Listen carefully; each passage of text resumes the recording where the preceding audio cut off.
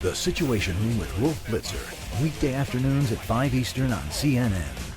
We hear often about living organ donations. When someone's alive, they donate an organ or part of an organ, and usually it's a happy ending with a happy donor and a happy recipient. But sometimes things do go wrong. Here's a story about two things going wrong at one hospital.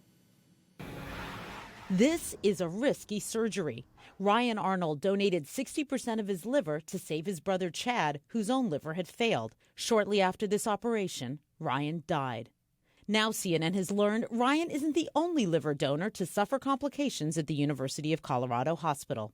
I thank God every day that I'm alive, because I know that could have been me. Less than a year before the Arnold surgery, Laura Fritz gave part of her liver to her mother. Laura was fine before the surgery, but says soon after, she became deathly ill. I was really pale, my lips were turning blue.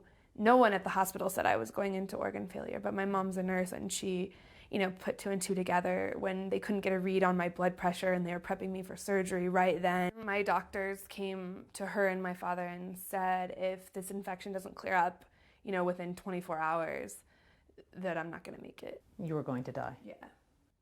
Laura's surgeon, Dr. Yigal Kam, says after surgery, a section of Laura's intestines swelled, then ruptured, creating a hole, and she developed a raging infection. Everything I had eaten or drank was basically leaking into my body. I was poisoning myself. Laura needed 2 more surgeries to repair the hole in her intestines. She spent the next 36 days in the hospital, much of it in intensive care.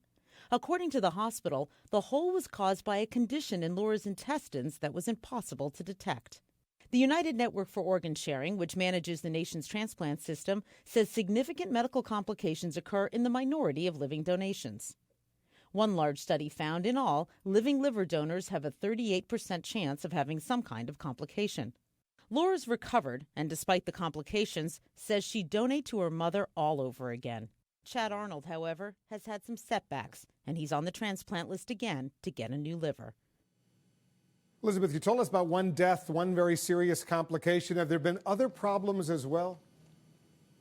Yes, earlier this year there was a death at a very well-known clinic in Boston, and that's given many experts that we talked to some pause. They say, what are we doing wrong here, and how can we learn from each other about how to do this better? They say there's not enough effort to make sure that these surgeries are always done correctly. If someone wants to donate a part of a liver, donate a kidney, for example, is there a way to find out the best place to do so, the safest hospital, for example? You know what, Wolf, there really isn't. On the website for the United Network for Organ Sharing, you can't find that information. So the United Network for Organ Sharing knows exactly how many complications and exactly how many deaths there are at each individual hospital, but they keep that a secret from the public. They won't tell the public, so the public can't do comparison shopping. You can't say, oh, I like this hospital better because their complication rate is lower. UNOS will not release that information. Okay, good to know. Thanks very much. Maybe they'll change that policy down the road. Elizabeth Cohen reporting.